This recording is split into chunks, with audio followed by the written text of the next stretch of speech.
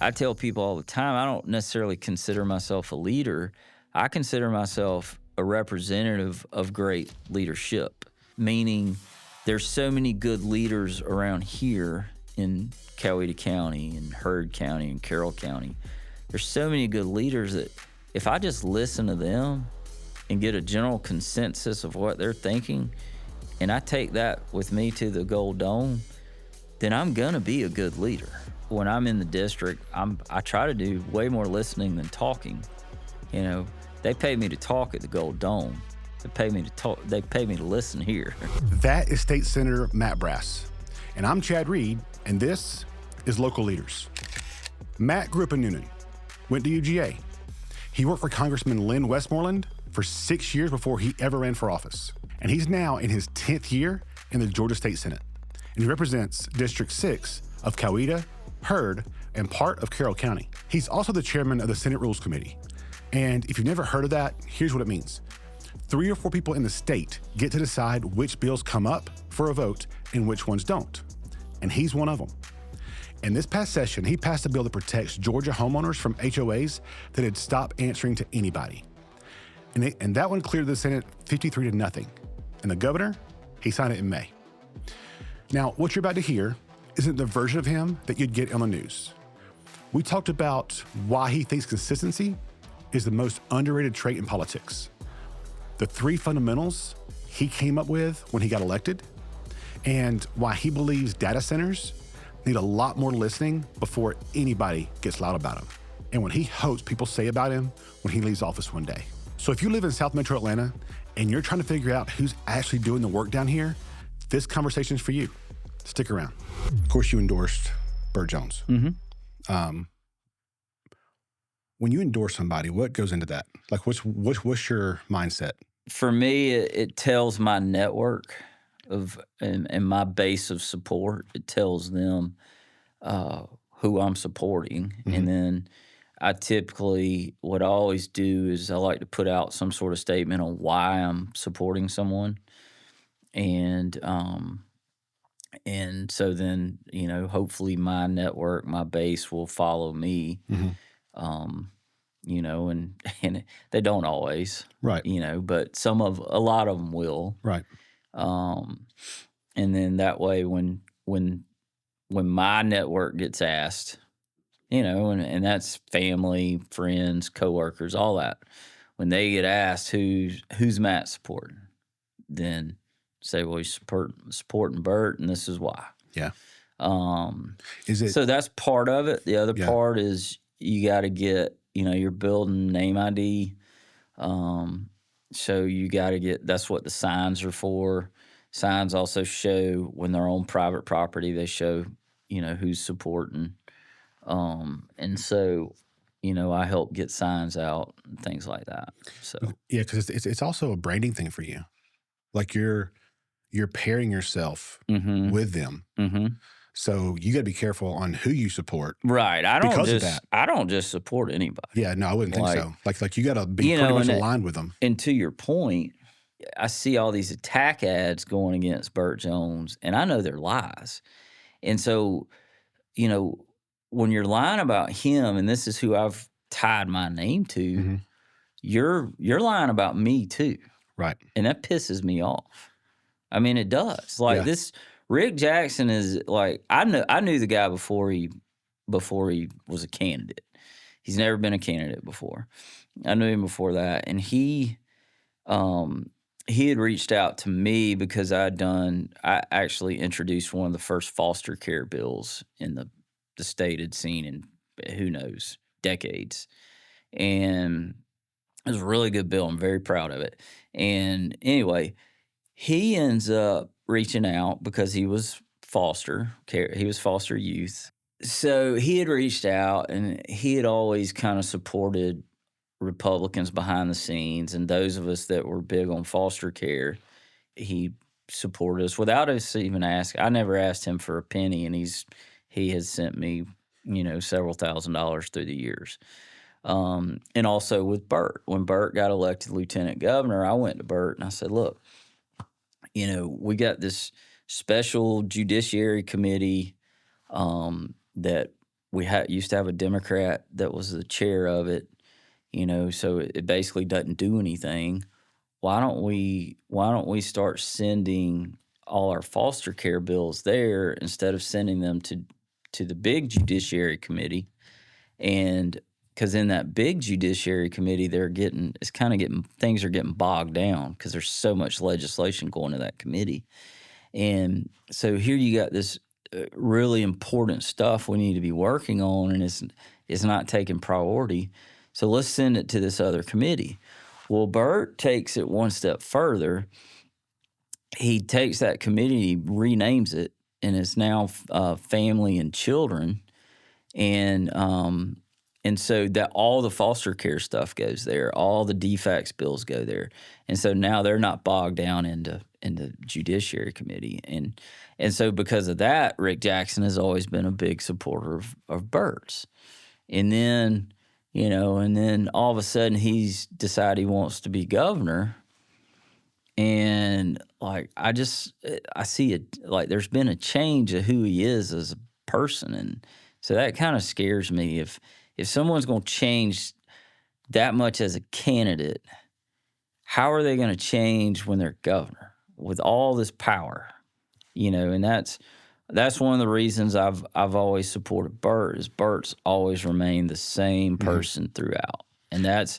Because we're always under tremendous pressure, tremendous influences from all over wanting us to do this, wanting us to do that, and you're getting pulled in different directions, and you're kind of put in a pressure cooker, and tensions can get high up there if you let it.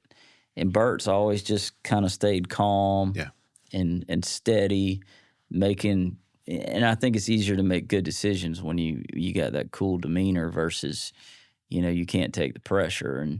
And so to me, being a candidate is is the true test if you can handle being an elected official. Because being a candidate is, you're under extreme pressure.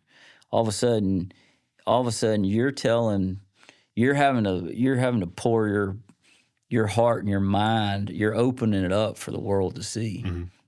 And you're having to explain your thoughts. You're having to take a stance on things you've never had to take a stance on, and you lose friends over it. Yeah. And people may not like my stance on abortion, but I never had to explain it until I was 35 years old. Yeah.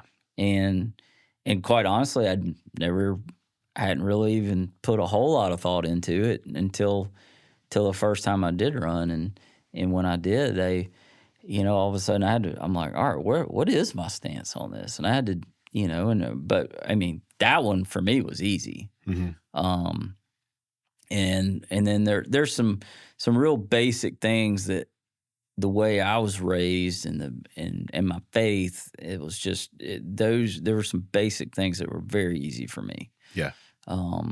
But then you get into some things that you never thought of. It may just be the topic of the day, and you got to make a quick decision on, where do I stand on this? And like right now, the hot topic of the day is data centers.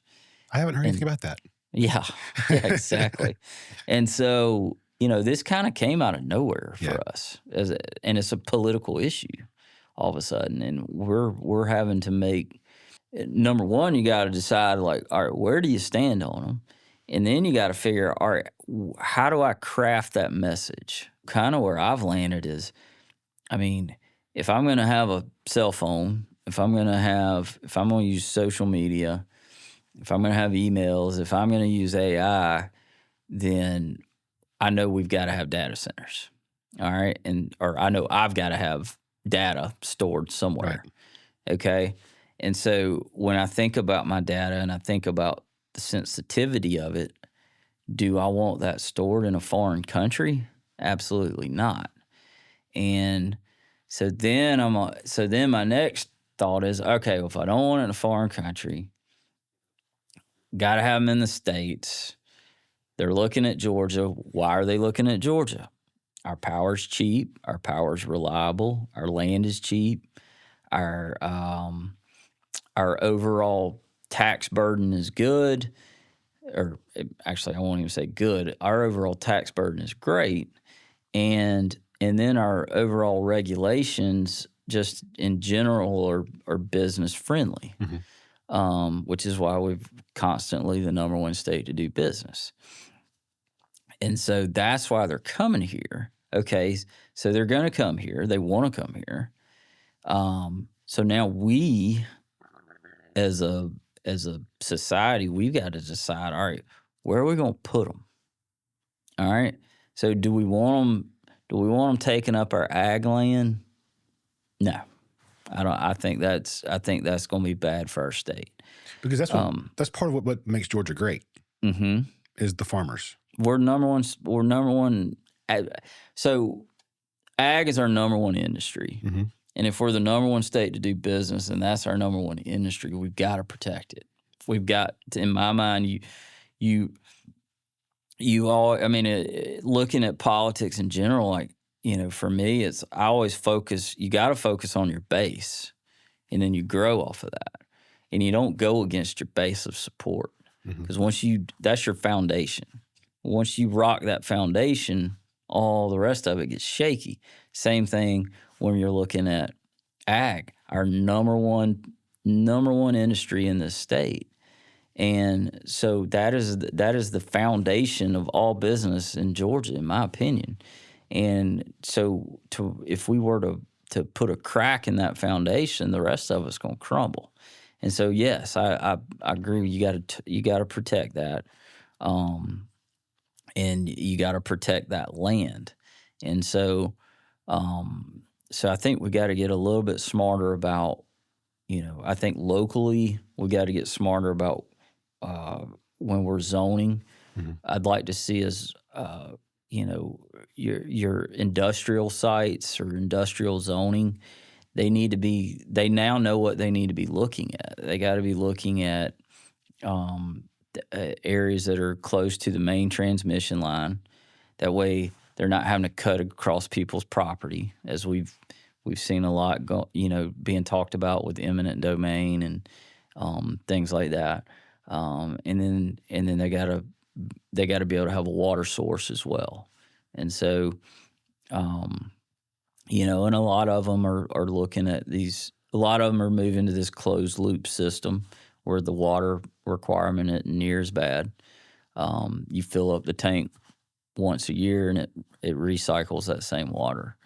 So there's ways we can do it and ways we can do it better. I think and we may do this at the state level, is require them all to have some sort of bond for the deconstruction of them when they do. I got a feeling in the next who knows how many years, a data center is going to be the size of our cell phones.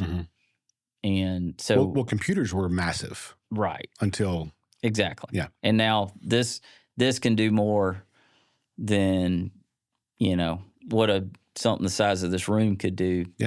70 years ago, right?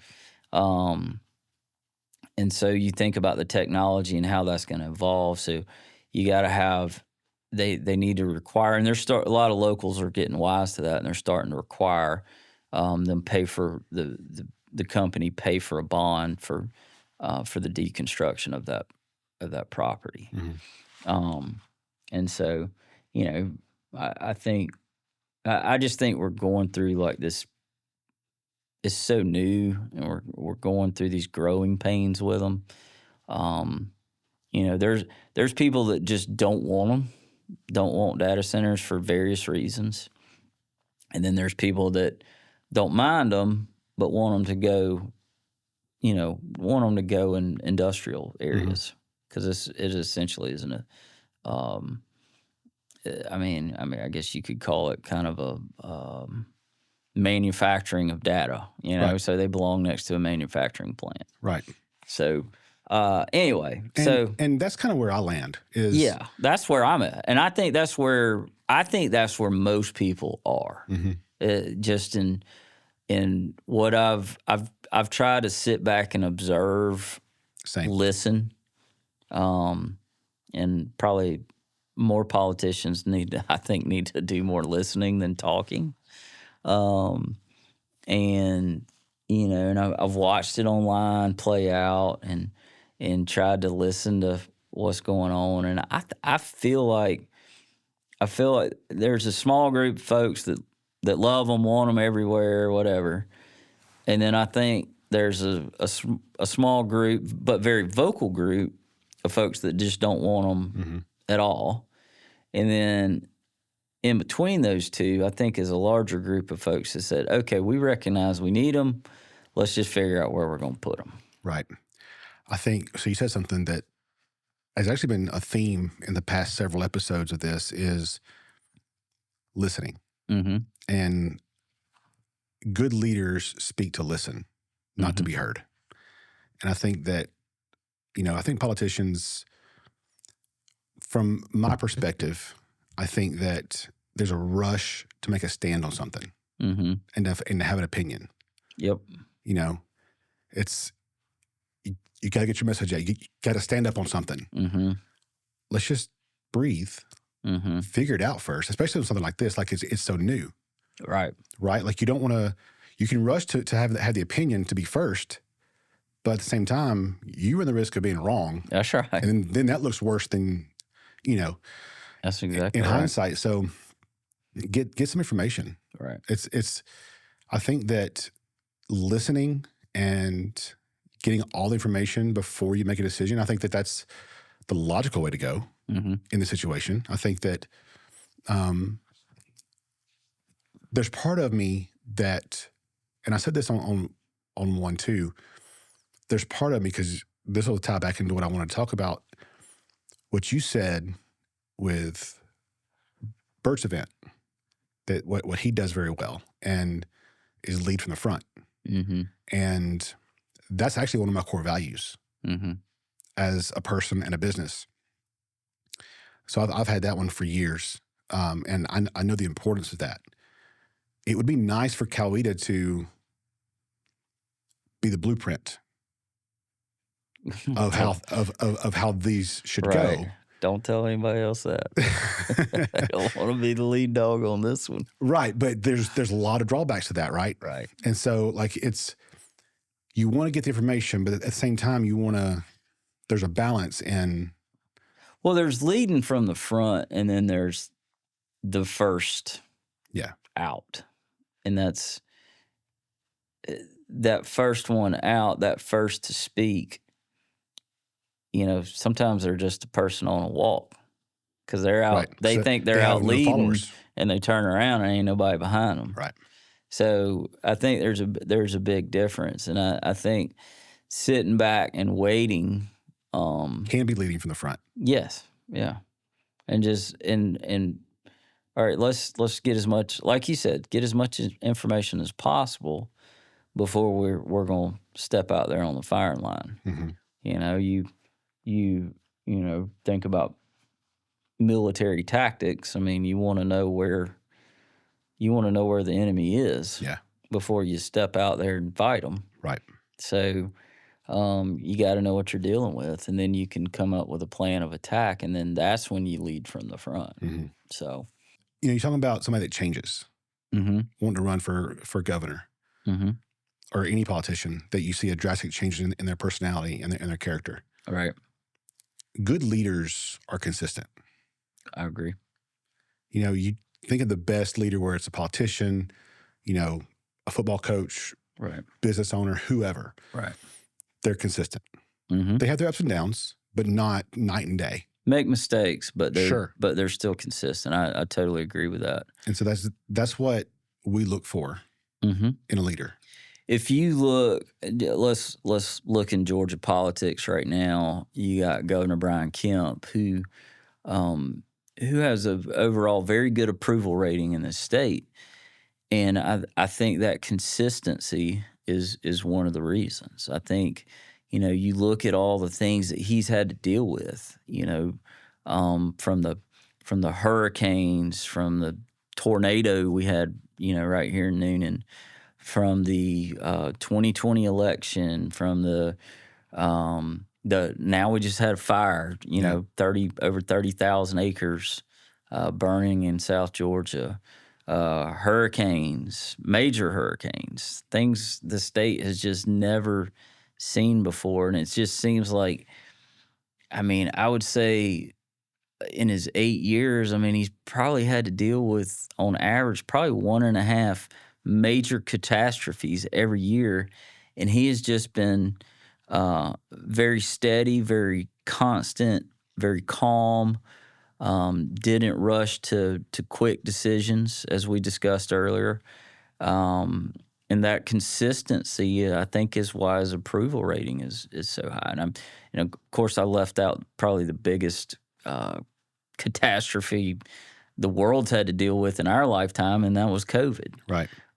He didn't rush to a decision to shut down the state, and I think there were a lot of businesses that thanked him for it. A lot of people were able to still go to work because he didn't shut this state down outside of 2 weeks, 3 weeks, whatever it was.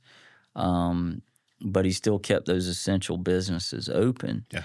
And so when we came out of COVID as a nation and as a world, our economy wasn't devastated like the rest of the states around us or other states in this country. Well, and that speaks to our point about what we both said earlier is when you don't rush to make a decision, you get all the information, you end up on the right side of things more than likely. Right. And that looks better on him. Well, it's gathering intel, gathering information, and then you make a educated decision, the best decision that you knew how to make at that time based on the information you have, and then you go with it. Sometimes one of the worst decisions you can make is a non-decision. Yeah. And I think our leaders today, the good ones, are the ones that are willing to make a decision. If it turns out to be the wrong decision, they're willing to fix it. They're willing to admit it and then fix it. Yeah. And that happens too. We as elected officials, we're not always going to make the right decision. You go back to COVID.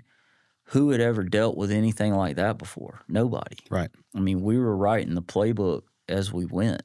And I was thinking about that with talk about data centers. Like it's so new and different. It is. There is no playbook. That's right. And COVID was the same thing. Right. No, it certainly was. And for an elected official who's been through that, well, I guess I've served. I'm in my 10th year now, and I've served the whole time Governor Kemp. So all the catastrophes he's been through, I've been through with him, and I feel like that's kind of got me battle tested, because the data center is now it's a tough thing right now, and it's tough when you've got your neighbors and your friends that that moved out into the country and moved out there for a reason, and now all of a sudden you're having to have this giant warehouse that's going to be built, and and I do think once it's built it'll be fine. I think it's requiring 300 feet of buffer of trees. So I think once it's built, you're not going to see it, but you're talking about, years and years of construction. I think 10 total to build the whole thing out. But you think about the trucks and all that coming in and out, but then you think about the alternative. Once that thing's built out, there's not going to be a lot of traffic around it. And if that were going to be a neighborhood, there would be a lot of traffic. Right. And with that traffic comes weight on our infrastructure, weight on our school system, weight on our police force, our law enforcement, our fire, first responders, all that's impacted. roads, all of it's impacted. But then when you look at once the data center's built out, the weight on the infrastructures, on your power, on your water. But if you can manage that, which I think we can, I'm not that does not worry me with the data centers. As I discussed earlier, what worries me is the technology changing. Data centers, they've been around for 20-something years in this state. But the game changer was when the technology changed, and that technology change was AI. Mm-hmm. So when artificial intelligence got introduced, all of a sudden, these data centers, they're running constantly. Those servers are constantly working. And that all came about 2 years ago. And so now that's what's really changed the game. So when we think about we're in this new area of this industry, we're literally at ground zero, mm-hmm. trying to learn from it, and it's a lot, but it's and I'm still trying to listen. I'm still trying to gather information. As I stated earlier, I do land in that zone of I do believe we need them. And well, you can't Google anything without it being AI. Right. Exactly. Right. So it's not just ChatGPT or like it's. I do think we as a society have got to be very careful on our dependence on AI. Mm-hmm. But that's not that to me is more of a I don't know what you want to call it, but that's more of a debate about our society and versus the need of a data center. Well, I've heard neuroscientists talk about how it's affecting our intelligence, mm-hmm. because we're relying on that to think for us, mm-hmm.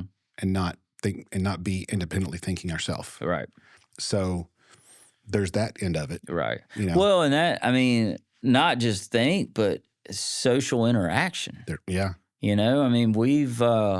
one of the main reasons we passed last year, we passed a law that said that took cell phones out of middle schools, and then we came back this year and did it out of high schools. So I say middle school and high school, but really, it's elementary, mm-hmm. all the way through high school now. So K through 12 can't use their cell phone during the day, and for me, part of the reason I supported that is I felt like kids were getting away from that social interaction that's needed. Because when you leave school, when you go get a job, you got to be able to work with people, and that starts with you got to be able to build a relationship with them. Right. And it's hard to build a relationship when you're staring at your phone all day. And I think, again, talking about society, I feel like we've moved too much to this, looking at our phones, conversating with this, instead of having one-on-one conversations or having face-to-face conversations. And that's why in the political world, it's gotten so mean. Yeah. People are just mean online, and then I'm seeing people attack me online, and then I'll go sit down and have a cup of coffee with them, and it's a totally different person. And it's like, again, I go back to that consistency. Right. Stay consistent. Like, who you are as a person, you need to reflect that on your social media. 100% agree. And if people would maybe move towards that, maybe we could get away from this area where everything is you're either for or against me. That's not always the case. Mm-mm. And again, going back to data centers, you don't have to be for or against. It's like, okay, let's figure it out. Let's sit down and have a conversation and figure it out. And instead of just And be open. yeah, don't don't be dead set on your ways. I know compromise has become a dirty word in today's world, but by golly, we got to figure out something. Yeah. I agree. I think that if you're open and you listen, Mm-hmm. I tend to think, especially in the political space, that you get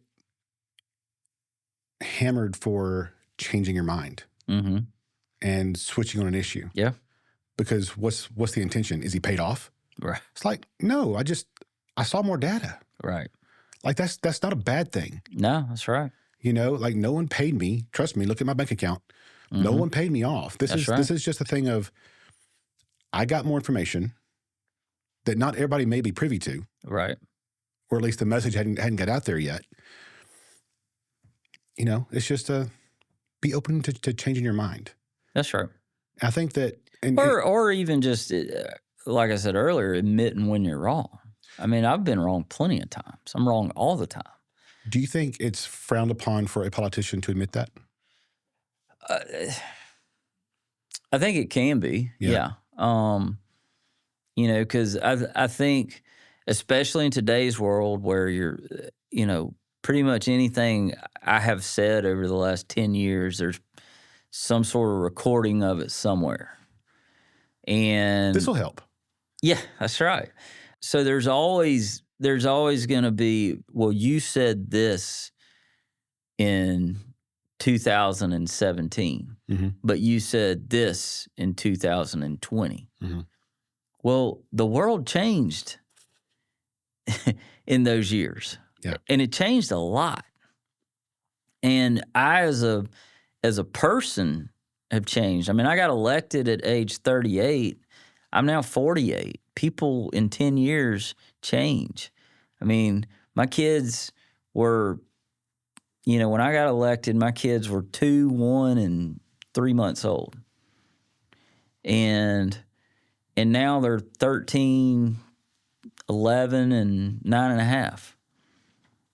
They've changed. Yeah. And I've changed with them as a parent. And I try to, as a politician, I try to see things through the eyes of other people, but also try to look at it through the lens of my own life as a working parent of 3 children, and my wife works as well. And so, I try to view things through, all right, how is this going to help that working family where both parents are working, where, 3 kids in public school? Like, I try to view things through that lens, and how can I help that family? But then also try to look at it through my parents. I try to view it through their lens. I listen to them. What are their issues on a fixed income? And then also trying to listen to my kids and listen to their friends. And I'm not necessarily going to govern based on little kids that are trying to figure it out through the world, but I'm trying to govern for what's the world going to look like 10 years from now when they are adults. Yeah. And how do we get it ready for them and prepared for them to enter the workforce as we're leaving the workforce? How do we have things set for that next generation while still protecting the current generation and still looking after the prior generation? And that's the balance, I try to seek. Mm-hmm. And I think we as a legislature, we try to do that. But do we get it right? No. Do we get it right all the time? No. Right. But I think in this state, we've done a good job. I think in the last, I'd say 10 to 20 years, I think we've been getting it right, because if we weren't, why do people want to move here? Right. They're coming. People want to be here. And I think that's because we're getting it right. I think we keep our overall tax burden low in this state. You know, we've seen we have seen property values rise here recently, and I think part of that reason is because people are wanting to move here, and again, they want to move here for a reason because it's a good state to live, work, and raise a family. I've lived in several states across the Southeast. I've lived here. I was born and raised here in Rome, Mm-hmm. and lived in Alabama, Florida, and North Carolina. Okay. And yeah, I mean, this is home. Yeah. Well, good. Well, This is home. Yes, I just moved here. No joke. I moved to Newnan March of 20. okay. Oh, wow. Yeah. Yeah. Like that's the week. I remember the day we shut it down. We were at the Capitol, and the lieutenant governor at the time comes in and he says, "We're all going home." And literally, he said, "Y'all get your stuff and go home now." Yeah. And we did. And I remember I got a text message from a neighbor it was on a Sunday of that week. Actually, I think it was the next week. We'd had about a week off at this time. And the governor hadn't quite shut things down yet. And he texted me this, and I've known this guy a long time. I call him a friend and neighbor. And he said, "Matt, I voted Republican my whole life, but if we don't shut this state down, I'm never voting Republican again." And so I just copied and pasted the message, sent it to the governor. And on Sunday, just relaying information. I wanted him to have all the information, and I wanted him to kind of know the general feel and just the general, angst that people were feeling. And I'm not kidding you. Within 2 minutes, the governor calls me. He said, "Matt, what would you do? Like, why, or what would be the purpose of shutting down?" I said, "Well, for me, Governor, it would be, let's shut down and figure out what we're dealing with. We've got to build it." We had zero infrastructure to support something like this happening. Because, I mean, it happens once every, 100 years? Yeah. And so we had zero infrastructure on this. And so I was like, "Governor, let's wait and get in, all the PPE. Let's figure out what we're dealing with." And he was very adamant. He said, "No, we're not going to shut down." And then the next day, he's about to hold a press conference. And the president, he's about to go on stage to announce we weren't shutting down. And the president had called him and said, "Look, let's shut this thing down until we figure it out." So that's when the governor came out and announced, "All right, we're going to shut down temporarily until we, but our essential services are going to stay open." And so, of course, healthcare, construction, some other basic things stayed open, but we were still allowed to go out. We weren't locked down in our houses, and Right. I wouldn't say it was a true shutdown like you were seeing in other states. And People weren't getting arrested for going to the beach. exactly. And he did it the right way, Mm-hmm. and he did it to gather information. And so, again, I think it was a tough time though. I mean, we were all learning. We were all trying to figure out what we were doing.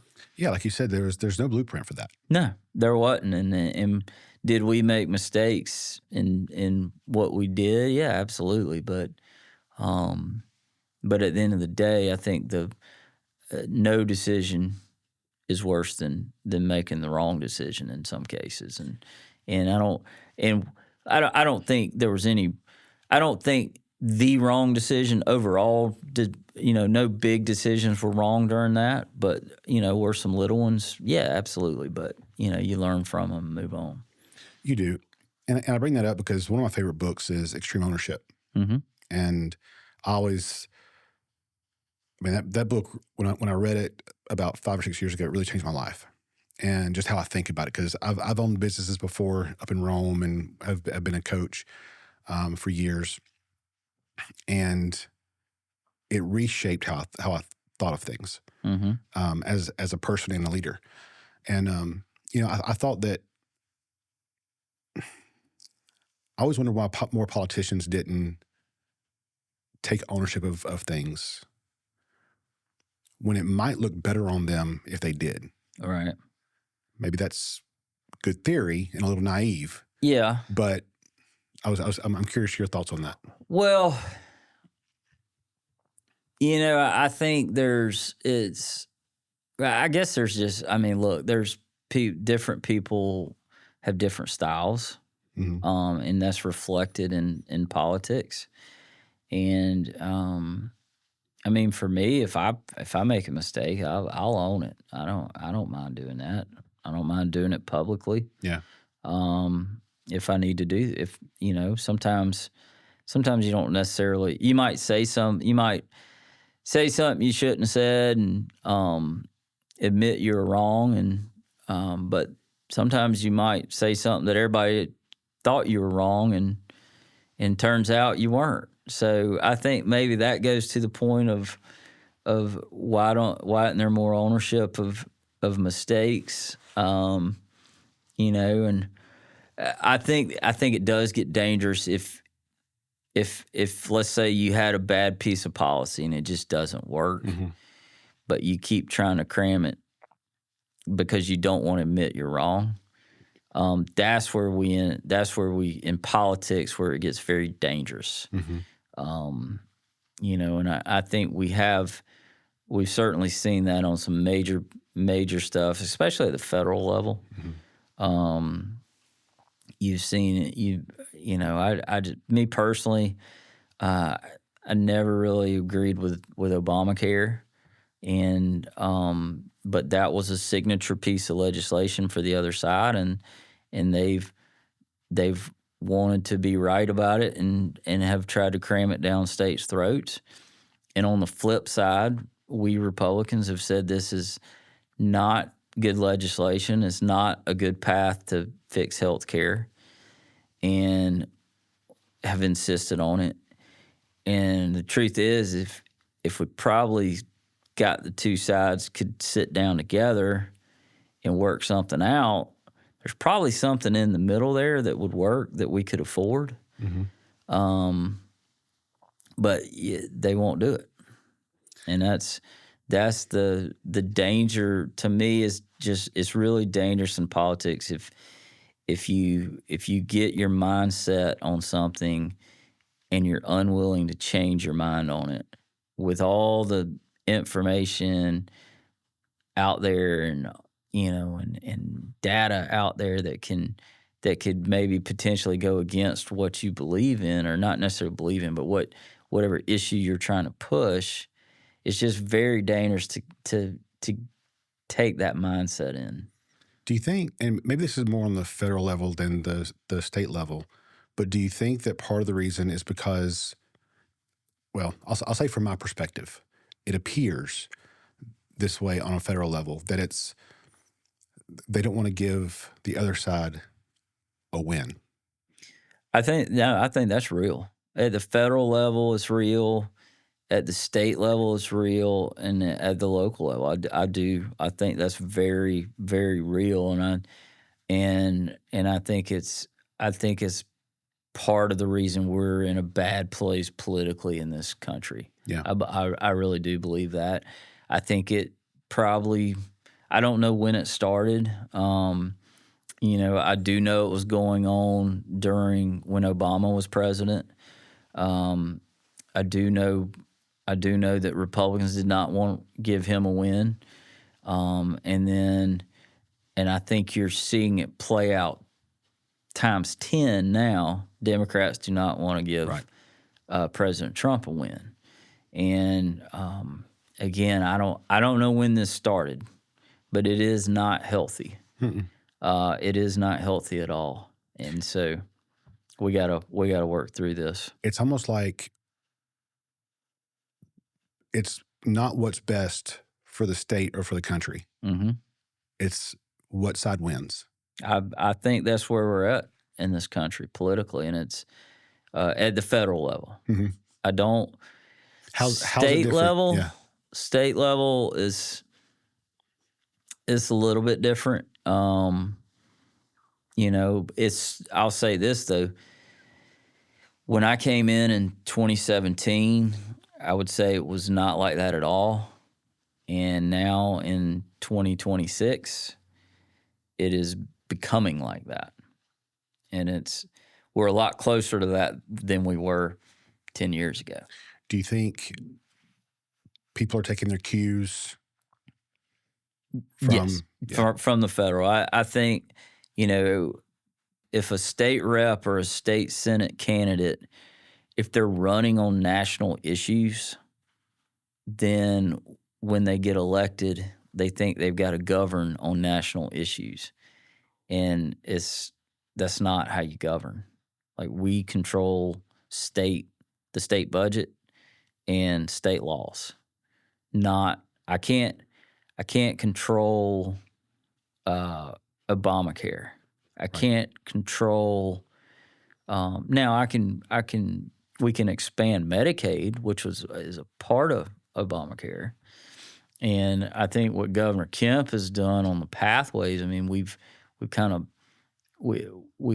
expanded it for that lower poverty level. But all in all, we didn't go full on expansion. And so, I think a lot of these younger, I say younger, but newer is probably the better word because they're not always younger. For these newly elected officials, they've got to learn that they don't have anything to do with the federal government. Like, we can keep them in check a little bit, but not really. I mean, a federal law is going to take precedence over a state law, just like a state law is going to take precedence over a local ordinance. And so we have to govern that way. And so, when we pass a law, like, we have to understand it impacts every citizen of this state. Doesn't impact anybody in New York or California or Alabama. It only impacts citizens in this state, but it does impact every one of them. And so that's what we have to understand. So, like, when someone is going to have they might have a law that's to help one of their citizens. Well, we have to explain if it's going to be a negative impact on the rest of the state, but it's going to help that one person. Well, that's not a good law to pass. Right. And so it's a tough balance that we've got to find. But yeah, I think national politics certainly has an impact on us locally. I mean, I think we're seeing it right now. I mean, we just had the primary vote, and more Democrats voted than Republicans voted. And I think the war on Iran is a part of that. I think gas prices is a huge problem on that. And I think all that can drag down our numbers. It's hard to get motivated if all that's going on. And if we don't see gas prices come down before November, we could be in trouble. Yeah, I agree. One thing I've learned, because I mentioned off camera that I've just over the past few years started getting more interested in educating myself on politics, and I was always of the impression that primaries don't matter. Like, I'll just vote in the general, maybe, offset of a presidential year, because that was always the main event. But I've realized this time that people talk about, well, Congress have term limits. Well, they don't, but they don't. But primaries can be that. Yeah. If you're, we've seen it. Yeah. With Cornyn last night.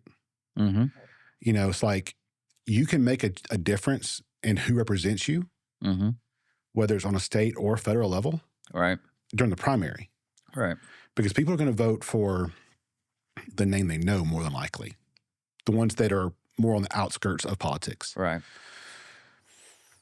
But primaries is when you change that name. I agree, and I mean, I think in today's world, going in and just pushing the button, not knowing who somebody is, like, it's hard. And there's plenty. Look, there's, we just had the governor's race sucking up all the airways, and so it was hard to know down ballot who to vote for. But with a little bit of research, you got social media, you got websites, you got the internet. So information is there now. So it's if you do a little research, it's hard to not know exactly. But also, that goes back to your question on the endorsement. All right, if I don't know who to vote for, I'm going to call somebody I know and trust and find out who they're voting for and maybe why. Some people don't care why. They might just say, who you voting for? Okay, sounds good to me. But somebody might ask, well, why? And that's why when I get asked why I'm supporting Burt Jones, that's why he leads from the front. He's consistent. He's calm. He's steady, especially under pressure, and that's important. So I don't know. It's interesting. I think authenticity plays in that too. Yeah, I think I agree with that. Because I was at an event and I heard somebody speak and I was just like, I was very turned off. Mm-hmm. He said the right things. Mm-hmm. Seemed like a nice guy. It's just, I don't know who that guy is. Well, I think when you get into primaries, they're pretty much everybody's saying the same thing. Mm-hmm. You look at the U.S. Senate race, they're all running on the same stuff. You look in the governor's race, they all were running on the same issues. All the way down, everybody's, there's some little variances here and there, but they all are running on the same stuff. And I want to go back to the term limit thing. Yeah. So in the Senate, I was counting up the other day, and there's 56 state senators in the state of Georgia. So we each represent about 200,000 people, and I was looking at our we take a photo every 2 years in the Senate of our members. And so I looked at the very first one I took in 2017, and then I started counting the faces that aren't there anymore. And I think it was, I can't remember the exact number. I think it was like 40, it was around 44. Or is that right? 40? Yeah, that's about right. It was around 40 members that I've served with when I go in next year, assuming I get reelected. If I walk in the chamber on the second Monday of 2027 to get sworn in, there's going to be over 40 people that are different from when I did it on the second Monday of 2017. And so, and then if you count the people that have come in between that, like there's some of those people are different, and there's been 2, even 3 changes in that seat since then. It was something like 47 people that have come and gone since I've been elected. In 10 years, it feels like a lot sometimes, but it's not. Some people might say that's a career politician. Some people may say I'm still a baby. I don't know. I don't feel like a career politician, and I know I don't want to be a career politician. And if you put things, I love golf, love the game of golf, and if you put it in terms of golf, I'm on the back 9 of my political career. I just don't know if I'm on hole 10 or hole 18. But anyway, I think it has a way of turning itself over. It always has. I think now maybe at the U.S. Senate level, it could, and even U.S. House, there are seats that they've been there a long time and probably too long. But most of the time when you're pushing term limit, you're wanting it for the people that you don't like the way they vote, you know? And so, then you're limiting that district or that state, you're limiting their choices. And, I see both sides of term limits. I believe in self-term limiting myself. I don't want to do this. I don't want to do this forever.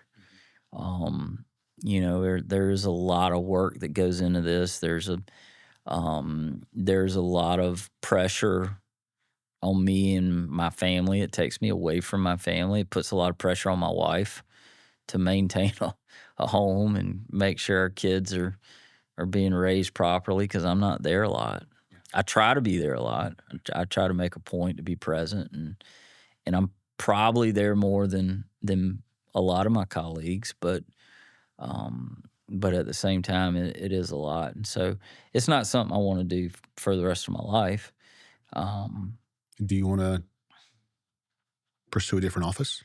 I don't know. I feel like politics is a calling, or at least for me, it was a calling. I completely agree with that. And, I feel like the Lord called me to do this.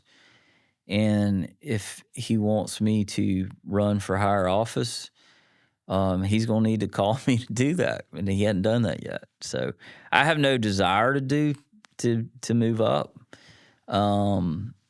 Like for me personally, I look at how much I'm away from my family now, and to move up, so to speak, would be even more of a stress on that. And so I don't know if I necessarily, me personally, I don't want to move up, but if the Lord calls me to do it, I will answer that call. So, but he ain't called and I ain't answered. So he hadn't knocked on that door yet. No, he is not. He is not. But like I said, if he does, I would answer the call. But he just hadn't done it yet. Well, doing background on you before this, before we sat down, like you definitely had the resume. Like you've pioneered some really good bills. You've sponsored them, and you've got them through that have really helped this community. And that's always been my goal. Yeah. I've always, for me, it's always been about service, serving my community. Where can I serve my community? And before I was elected, I served it on local boards and volunteer on, for local nonprofits, was involved with the chamber, was involved with our, leadership Coweta. I just started this year's class. You're going to love it. Really? It's great. Good. I'm a big fan. In fact, I had been on the board, was co-chairman of the board, and we took a year off. It had been going on over 20 years, and we took a year off and revamped the program. And you're going to go through that new program, and it is fantastic. Good. I'm excited for you. Thanks. So I'm gonna have to come to one of the classes to see you in action. But yeah, so was involved in the community in many ways, and then when this opportunity came about, I felt like I could, I felt like it would be a good service to again, going back to, how do I keep things good in this community for my parents? How do I keep them good for my parents and retirees? And how do I keep it good for working families? And how do I keep it good for the next generation? And I felt like I could do that job.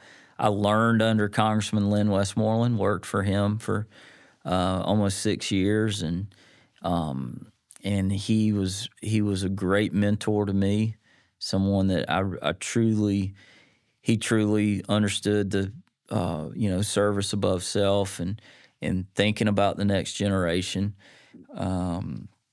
but still caring and nurturing the needs of those that are here now. And so, and finding that balance and just learning from him, and he everything he taught me in politics were just kind of re-emphasize things that I'd learned growing up from my parents. And so that's how you know, to me, that's how you know when you got a good mentor in something, is when you got somebody that is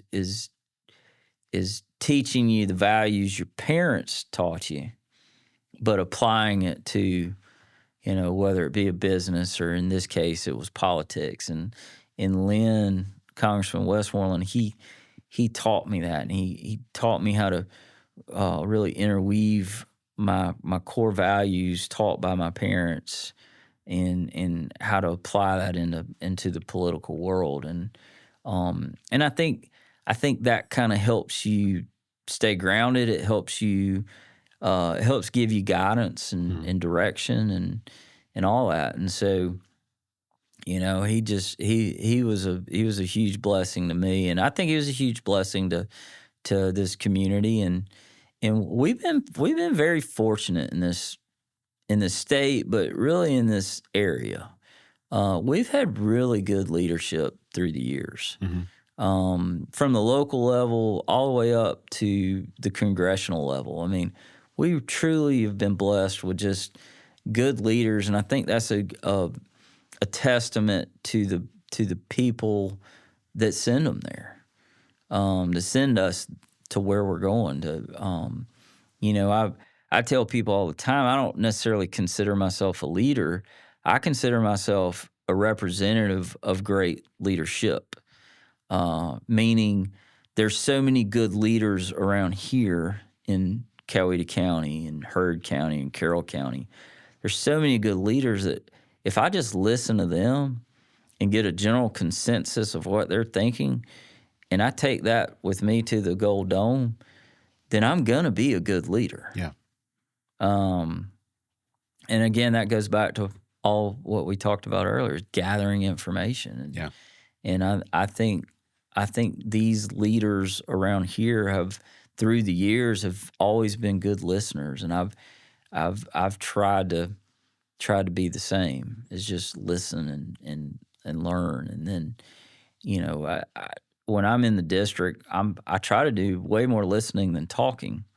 They pay me to talk at the Gold Dome.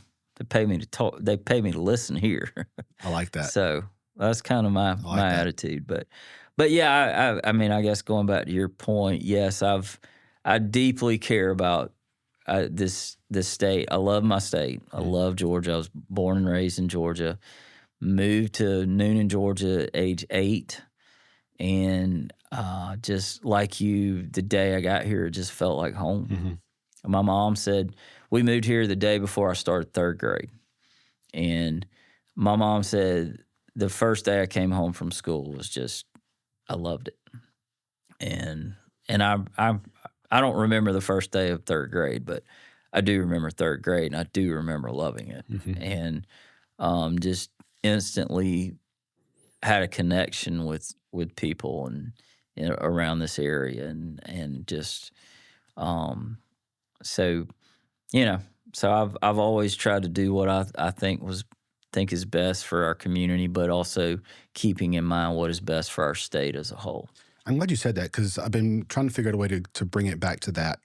I feel like you have to find a good balance between being a servant leader when you're up there in Atlanta and doing what is best for and what your voters want you to vote for, but also do what's best for them that they may not understand. Right. Kind of like being a parent. Yeah, it is. And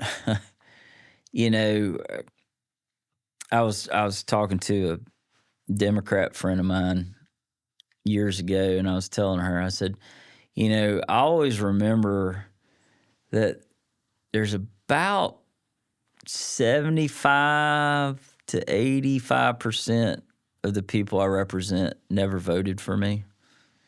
And think about that. And so and let me explain those numbers. Like my election in 2017, I had a Republican primary, great guy, but I got 81.6% of the vote, but still about 90% of the people I represent, or 85, whatever it was, did not vote for me, and that was because turnout. You don't have 100% turnout. Right. He got, 18.5%.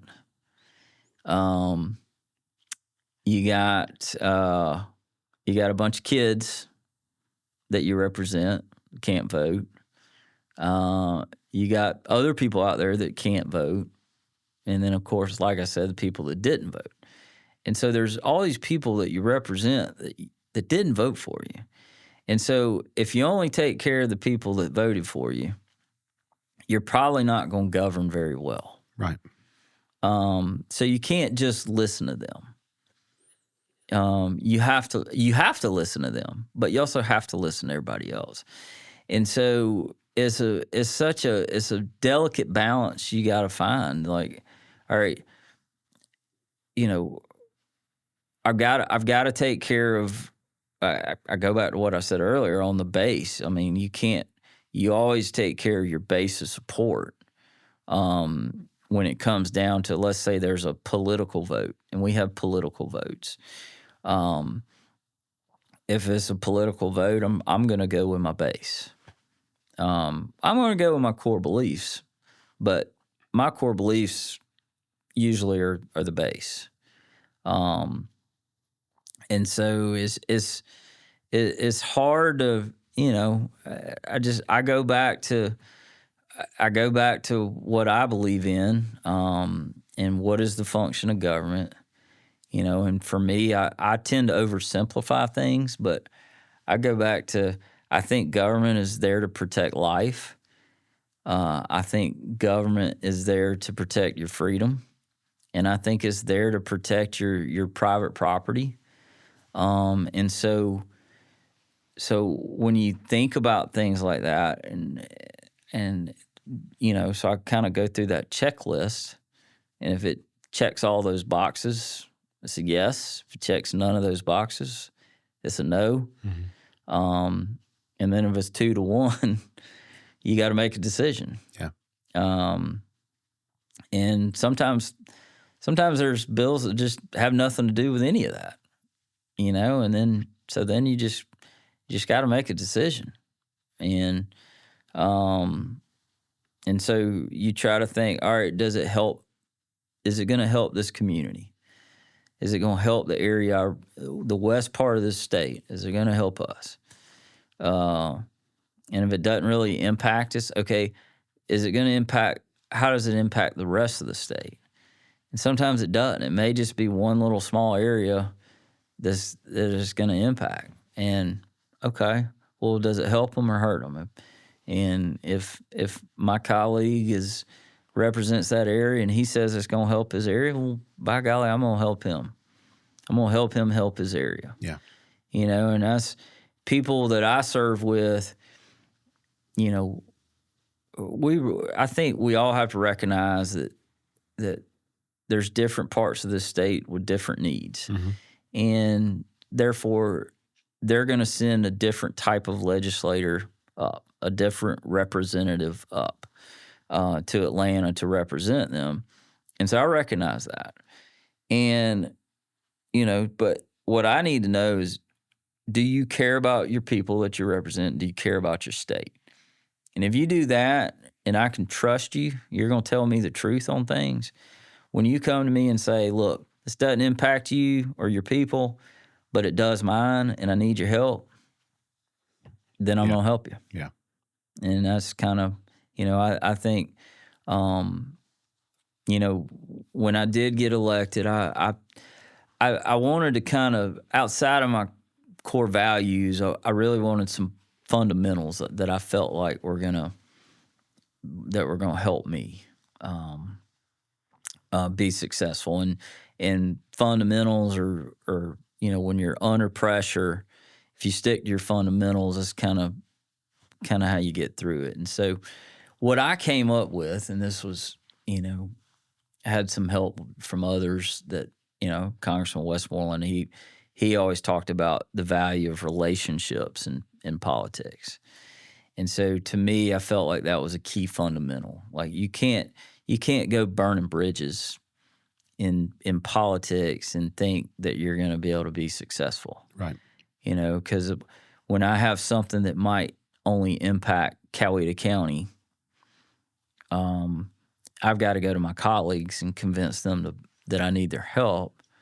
If I've burned these bridges, then and called them all crooks or whatever, then why in the world would they want to try to help me? So right. Relationships is important. And two, relationships important because you got to be able to go to people to get information.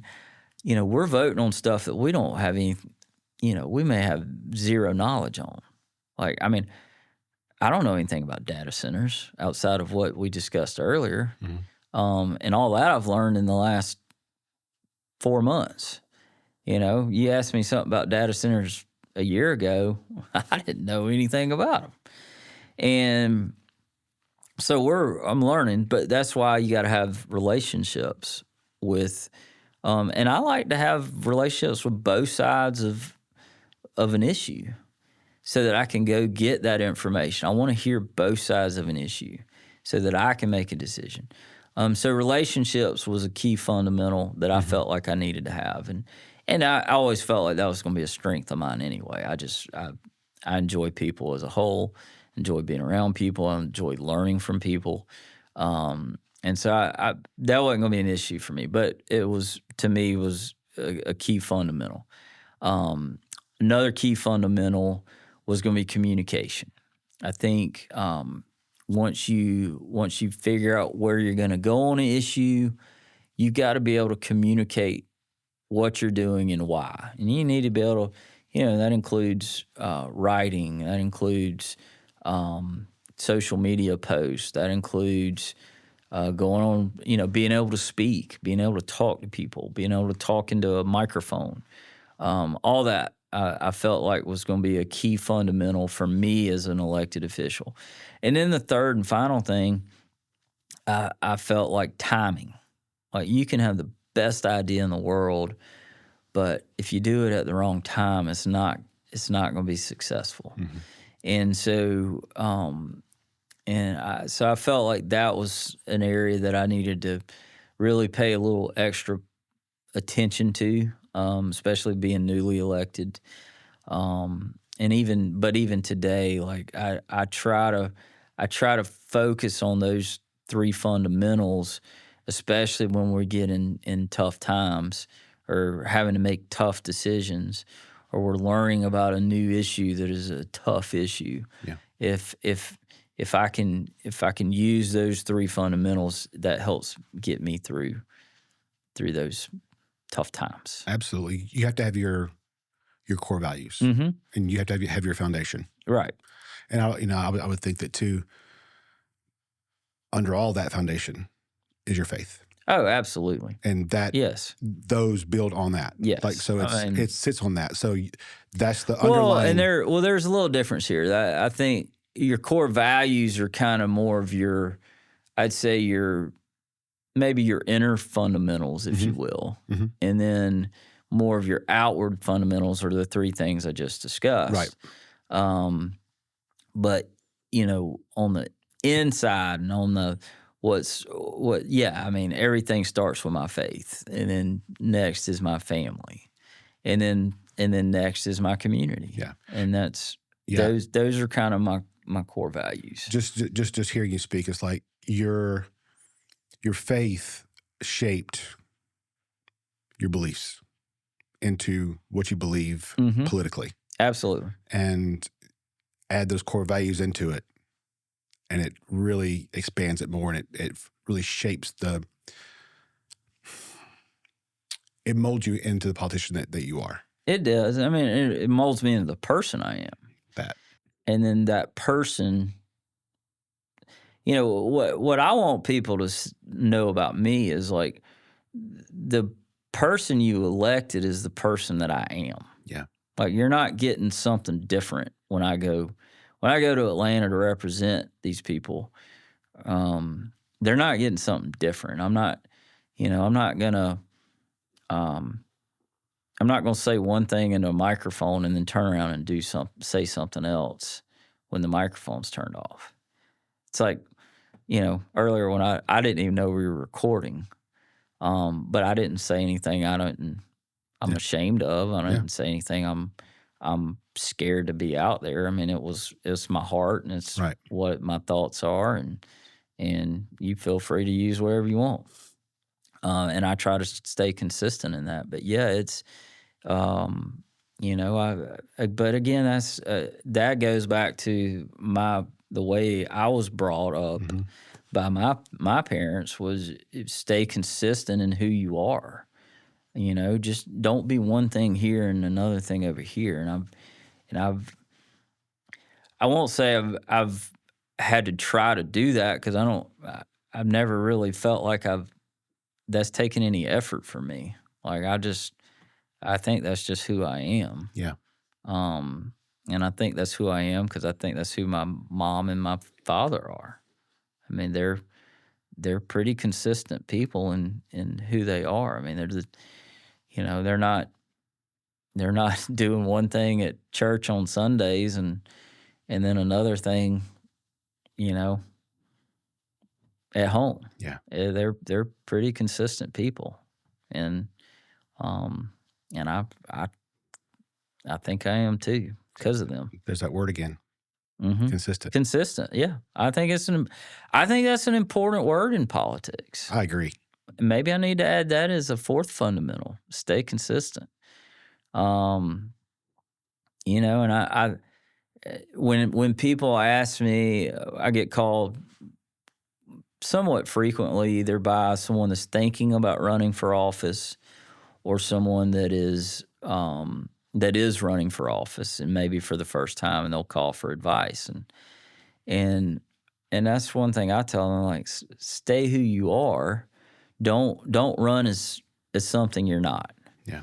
And that goes back to and consistency is a better word for that, is be consistent in who you are, because it's easy to, be, I don't know. It's just it could be real easy. I could see where someone, all right, let me back up.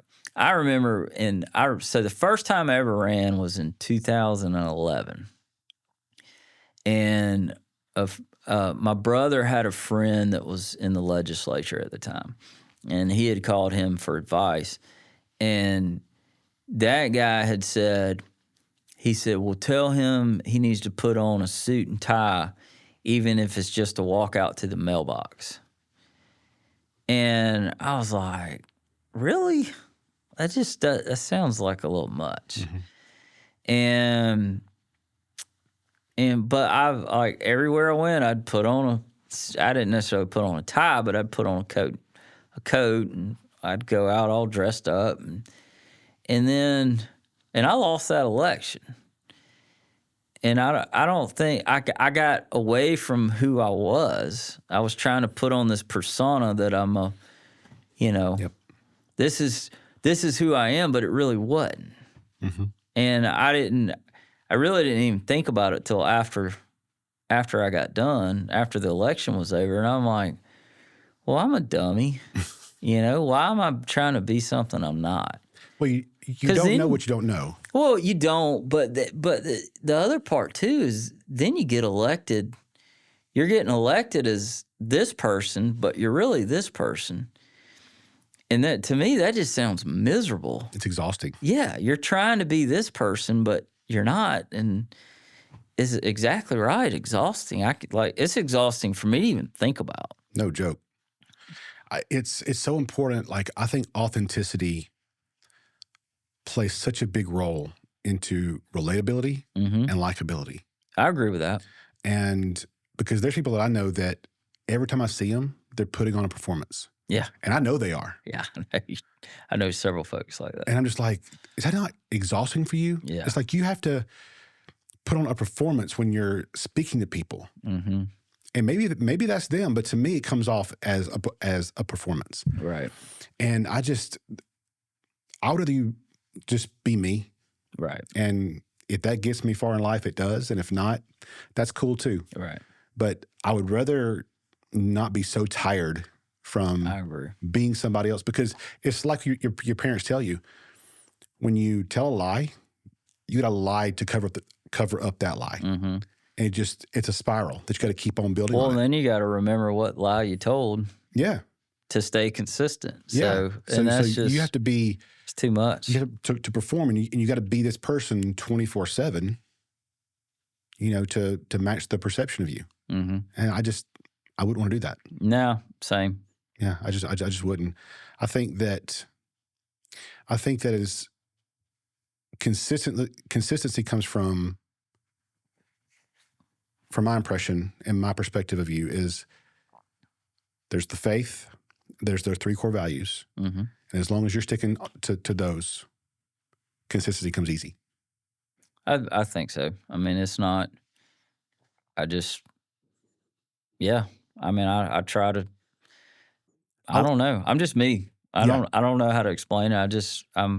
I'll let you explain it. I think you just did. I won't say comes easy. It's easier. Yeah. Because I'm sure it's not easy. No, I mean, look, I'm pretty laid back by nature. And so, for me, it's easier. I prefer to be laid back. There's times you can't be, and you gotta go get it, whatever it is. And, but I prefer just to kind of chill and be slow and steady and get things done.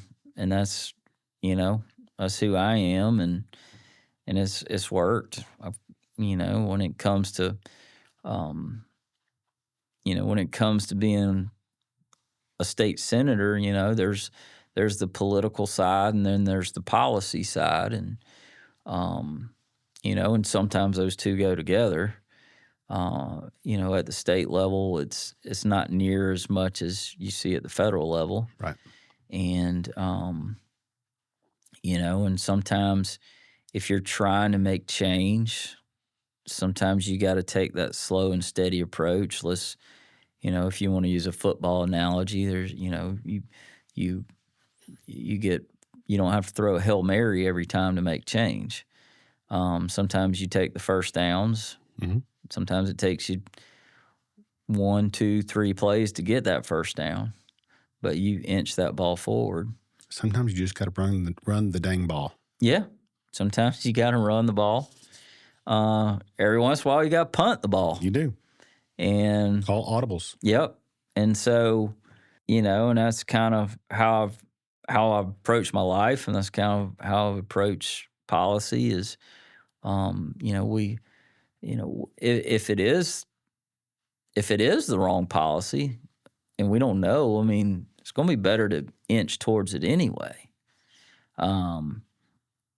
But sometimes it's just, you're either here or you're there. Yeah.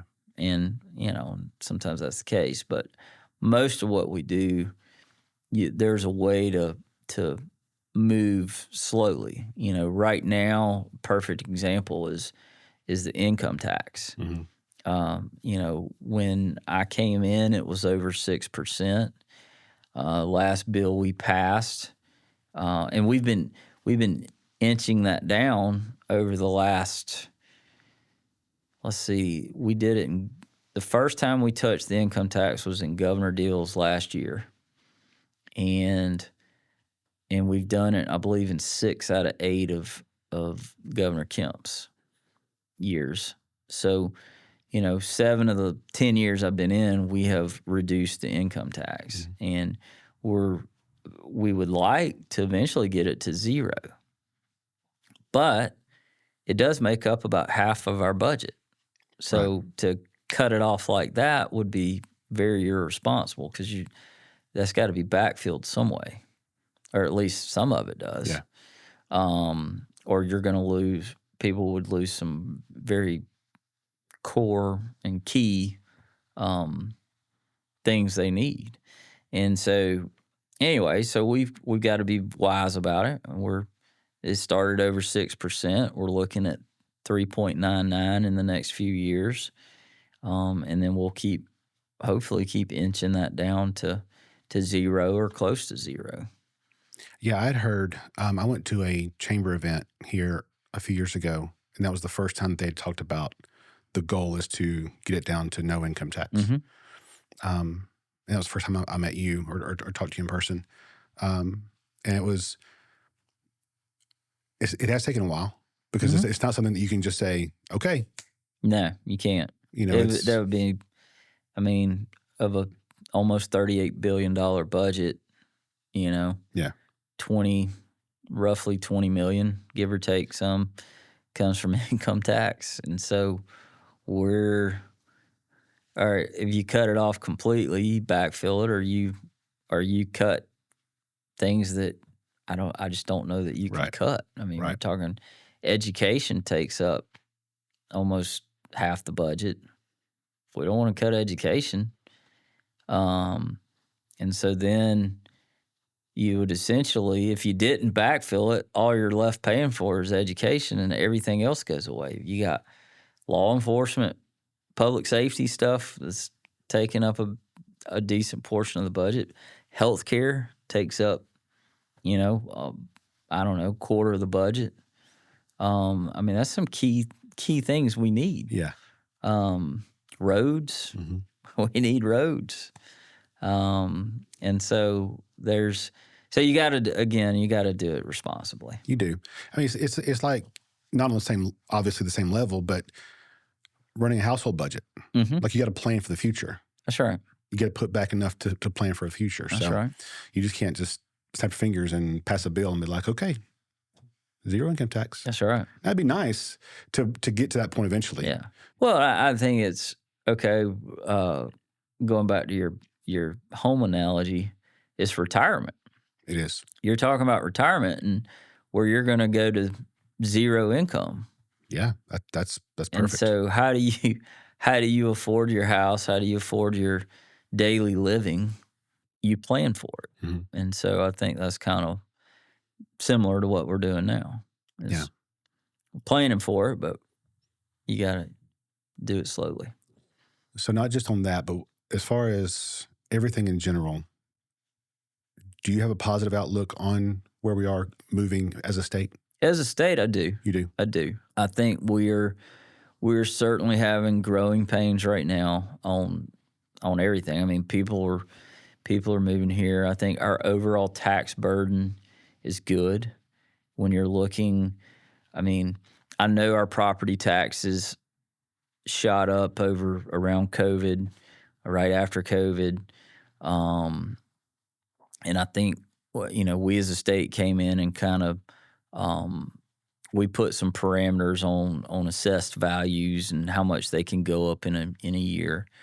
But if you look at our overall tax burden, our sales tax, our property tax, our income tax, like we consistently rank in the bottom of the states when it comes to that. And so, and then you look at where our overall regulation is for business. Like, for me as a government, like I don't necessarily think government creates jobs, but government can create an environment and that can create jobs. And so, so I call that opportunity. And so what, is opportunity there for people to go to work and kids coming out of school, young adults coming out of school, going to the workforce? Are those opportunities there? And I think they are and growing. And so when I look at the overall direction of this state, I do think we're going in the right direction. Can we be better? Yes. And I think that's something we need to consistently move towards is okay. Are we going in the right direction? Yes. Can it be what can we do better in between all this? And I think there's certainly some things we need to figure out. I think the cost of health care is something. I think more of that's driven federally, but I do think there's some things at the state level that are causing costs to drive up, and and I think we need to consistently and continually to look at those and try to figure out what they are, and and unfortunately when we look at any issue, I mean there's almost never one magic bullet that's going to solve the issue. Usually it's a series of things you got to do. And not just, you can't just pass a bill and say, all right, we fixed this issue. Like I don't think that's real. It's if there's an ongoing issue, you got to continually look at it. You got to continually work at it. And you got to continually make adjustments. Good examples is mental health right now. I mean, it's not good, and it's not unique to this state. I mean, I think it's worldwide. I mean, we're just, and again, I go back to the AI and go back to cell phones and social media, and I think that's one of the biggest drivers of some mental health issues right now. And I think COVID played a part in that too. COVID, I do. Yeah, I think you're right. The isolation started there. Yeah. No, you're right. And I think people became more reliant on on that cell phone. Anyway, I think as we, looking at mental health. So we passed this huge mental health bill about 5 years ago. And we made it in the Senate. That was one of our priorities, was behavioral health. But as I told my colleagues back then, I'm like, this doesn't need to be our priority just one session or 2 sessions. We've got to make this a priority for the next several decades. And we've continued to focus on it, and we're going to continue to look at it. What can we do? One thing in this state we saw, we didn't have any long-term beds available. And so there was plenty of short-term beds if you were insured. But if you're underinsured or uninsured, it's hard to find a short-term bed, much less a long-term bed, because there weren't long-term beds available for almost anyone. And so we invested a lot of money this year into a behavioral health facility that will, it's an expensive one, but those things cost a lot of money. And, we're going to build out I think it's a 300-bed long-term facility. Yeah. And to me, that just needs to be the first one. Well, that's amazing, because my grandmother worked for years at a hospital in Rome, and it's been shut down. I don't even know how long it's been shut down, but it's been like decades. Yeah. Northwest Georgia Regional. Right. Well, part of it, I mean, you got to understand is, so under President Jimmy Carter, he wanted to do away with, people being institutionalized. And I think they were, back then, there was an issue of people getting locked up, and then you had I guess there were shock treatments, all this stuff they were doing. So they wanted to do away with that. So there was a lot of the funding went away for long term. And we were, state of Georgia for many years was on, we were kind of restricted on what we could do. And part of that was because of millage, Milledgeville is where you sent, folks with mental issues back then. But the problem is they were going there to stay, and they weren't being rehabilitated if they could be.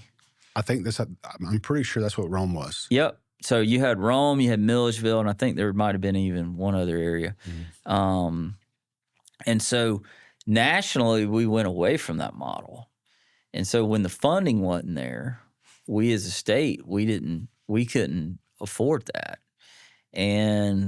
But now we're kind of seeing, okay, well, there are some cases where, someone's not going to be rehabilitated in a 3-week period. I mean, it's just not possible. I mean, it's hard to get it's hard to get rehabilitated in anything in 3 weeks, much less if you're having some sort of mental crisis. Well, you can't develop a habit in 3 weeks. Right. That's right. Much less. That's right. And so where we were, one issue we were facing was there's no long-term beds. And so people with these mental crises are going on. They're getting 911 called on them because, nobody, you don't know what to do with them. So you call 911 and then, they might take them to the hospital. The hospital's not necessarily equipped to handle someone in a mental crisis. And so now that person's in a hospital and they're doing whatever. And so they end up getting, the police, the law enforcement then has to take them. They end up probably breaking the law at some point during all this, and they end up in jail. And so then our jails essentially became the long-term bed crisis that we were facing. Mental health is the number one health issue in jails. And I think it's something like, I went to a Board of Corrections board meeting one day. This was about 6 years ago, and they had the doctor for all the prisons had come in, and he went through a presentation, and he said the number one health issue was mental health, and it was 86% of inmates had some sort of mental health issue. And second on their list was, I think it was cancer. And it was at like 5%. So think about that. And yet jails are overpopulated. Right. And that's one of the main reasons why. So now we don't have this federal law prohibiting us from having long-term beds. That just ended this year. So we were able to come in and that's good. And invest money, and we're investing in a long-term healthcare facility, mental health facility, that we think now when you've got someone that's continually in crisis, now they've got somewhere to go. Now, I think that hospital's going to fill up quickly. And I go back to my statement earlier that says, it's not something we can pass a law at 1 year and think it's going to fix it, or in this case, throw money at it, build one building and think it's going to fix it. It's not. It's going to take multiple years. It's going to take continuous legislation, which we've passed legislation. Every year for probably the last 8 or 9 years, we've had. And not just one piece of legislation; it's been multiple every year, and but we're going to have to continue to focus on it, continue to tackle it, continue to audible. We know that there's things that we're going to pass that aren't going to work, or we might pass and maybe it might hurt, and we're going to have to be able to admit that and change it and fix it. But you can only do that if you're consistently looking at it, consistently making it a priority. And I think both parties are committed to this. That's good. And this is certainly one area that you see bipartisan support. I would think so. And there's a lot of, honestly, at the state level, there's a lot of bipartisan support. I would venture to guess right now it's, we're probably at 60 to 70% of the bills we pass are going to have bipartisan support. And I've seen some that are just completely, fully passed. Oh, yeah. So I mean, I passed a HOA bill this year. Yeah. And it got through Senate Judiciary Committee with 0 no votes. It got through the Rules Committee, which I chair, with 0 no votes, and it got off the Senate floor with 0 no votes. Went through House Judiciary Committee with 0 no votes, and got to the House floor, and I think it only had 10 no votes. So, and that's 170 or 180 members on the House. So that's, essentially 170 yes votes. Yeah. Now there were some that were absent that day, so I think it got 160 something. But there's bills like that all the time, and there's bills that go through with 0 no votes the whole way through. I mean, it happens, and it happens probably more frequent than it happens way more frequent than people realize, because those types of votes typically are not going to get a lot of press. Yeah. Because if there's not some controversy, they don't feel like it's worth writing about. Conflict and controversy get clicks. Mm-hmm. That's it. So we're in a clickbait world. we are. That's driving part of it's driving the wedge. Well, and it's why you want to see, or you will see, a lot of politicians get more loud Mm-hmm. and not calm and consistent. Mm-hmm. They go for the click. They go for the social media soundbite. Mm-hmm. And because how much can they disrupt, and How many subscribers can they get up to? Yeah. I mean, that's because sometimes that gets them more money. Yeah, that's right. And gets them support. Like there was somebody that ran for U.S. House this past primary that had a lot of support because he caused a big scene at the Capitol. Mm-hmm. Yeah. And I don't know him, so I don't know if was a good fit or not. I just know that was the big part of his name recognition, was that guy. Yeah. And so that's what gets people known. No, that's real. Attention. And I think you see it in the news too. Mm-hmm. There's the news typically wants to report on the national news, I'll say, wants to report on the controversial stuff rather than the stuff that everybody agrees on. Yeah. Because people they don't care. People don't pay attention. And so, if we want to get away from that as a society, then we need to quit responding to it. Agreed.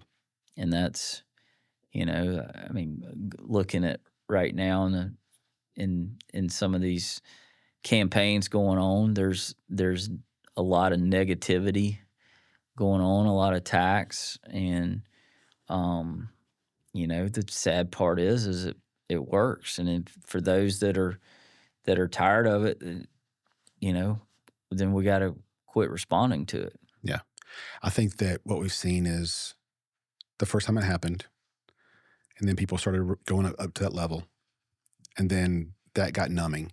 Mm-hmm. So got to up the game, mm-hmm. get louder, do more. Yeah, you're right. Do more egregious, attention-seeking headlines, and say the most outlandish things. And it just keeps getting bigger and bigger and bigger. Where does it stop? Yeah, and it's people. I think people are getting tired of it. I agree. I know I am, and me personally, I try to. My mom was very successful in sales. Had a very successful career, and I asked her. I was doing a college project one time, and I had asked her, what do you attribute your success to? And she said, well, I've always tried to sell on what value my company can bring to the next company, and I've never tried to sell on the negatives of my competitor. Mm-hmm. And so I've always carried that. I carried that into my campaigns. Like one thing you won't see out of me is like negative ads. Like you're not going to see that come out of my campaign.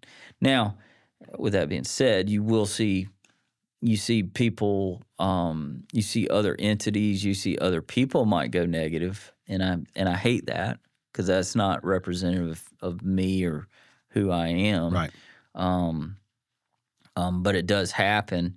But when I campaign or I'm for myself or even someone else, I'm campaigning on our positive qualities that I think will benefit this state and this community. And there's other people that don't know how to campaign that way, and they go negative. From my perspective, and this is, But going back to what I said earlier, the negative, unfortunately, it does work. it does. We were talking about the governor's race earlier. Burt Jones had $20 million spent against him before he even knew who was against him, and running negative stuff that none of it was even true. Mm-hmm. And so then all of a sudden, when you figure out who's spending that money, and Jackson comes out, and so Jackson's positives were way up here, and Burt's were down here because he had $20 million spent against him. And I think one of the reasons Jackson waited so late to get into the race was because to have less time for negatives to hit him. And so when those negatives started hitting him, well, then his numbers came back down, and Burt had the positive messages going on too.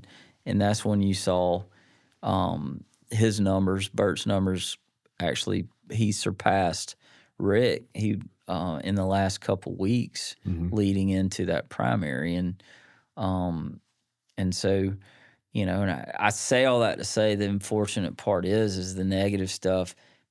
There's a large amount of people that do respond to it.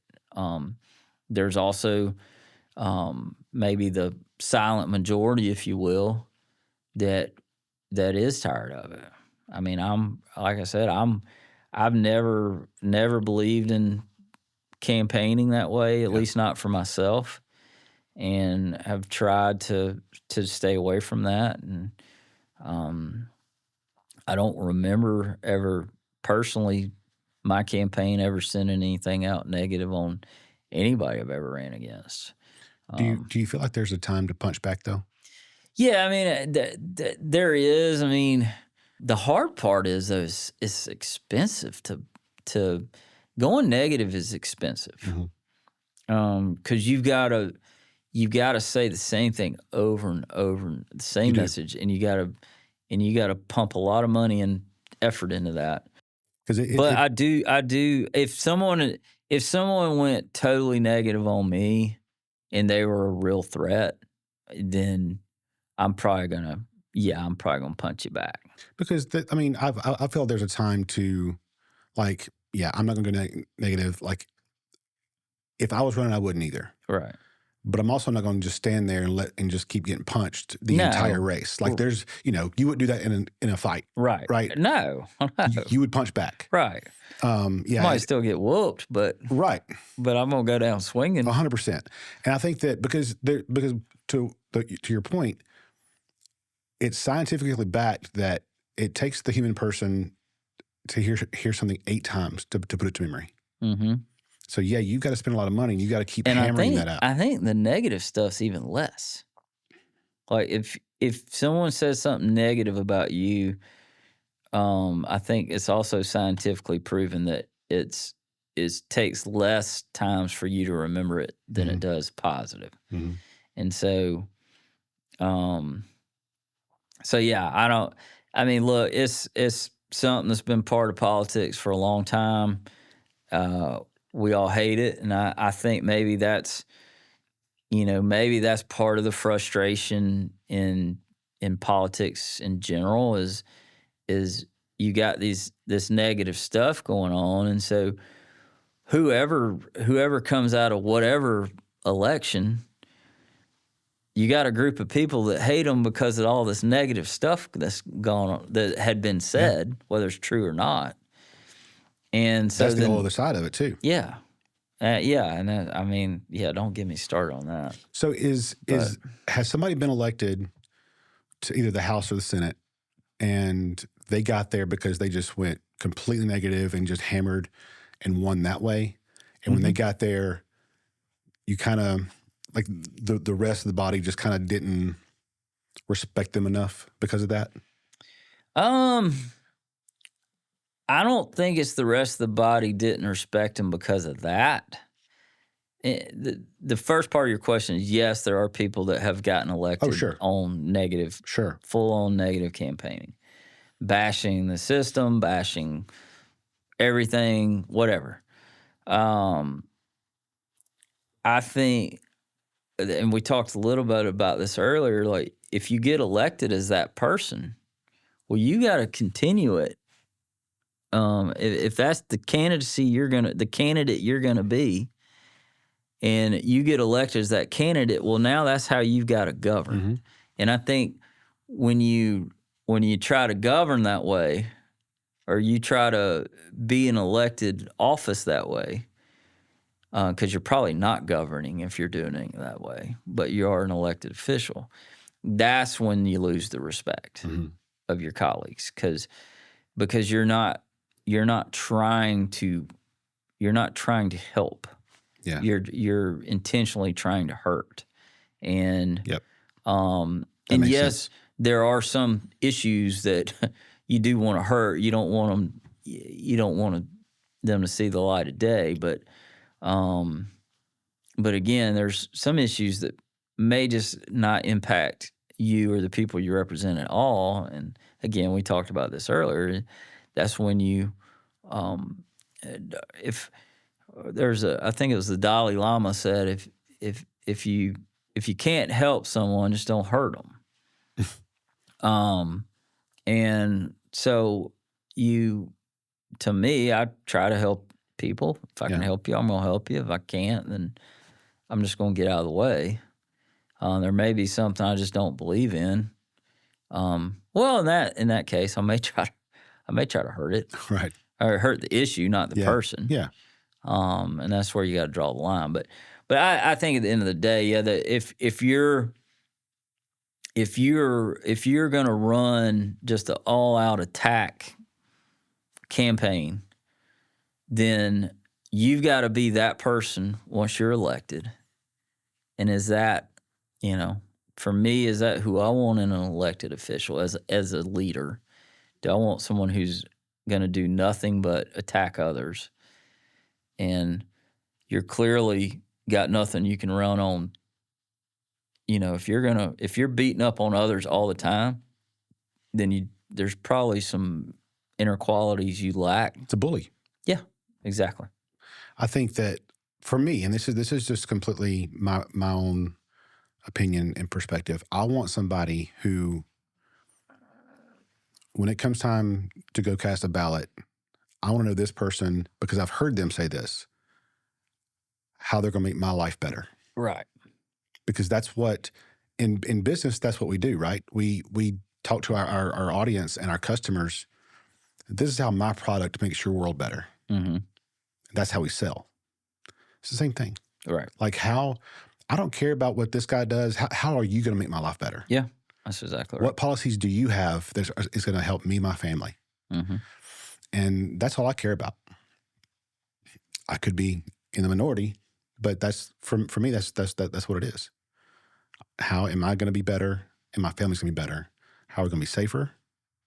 Yep. And prosper. Yep. And that's it. And that's why, like, I can get on a whole thing on this and about people losing friends over who you vote for. Yeah, that's sad. Well, so I coached competitive cheerleading for 20 years. And I've got a lot of friends that are gay. Okay. I love them. Mm-hmm. We're good friends. But some are just like, don't want to be friends with me anymore because I voted for Trump. Yeah. And I was like, I respect that. But at the same time, I'm not thinking about you Right. when I go vote. Right. I'm voting for me and my family. Right. There you go. You can be selfish when you vote. You can. Yeah. And I think,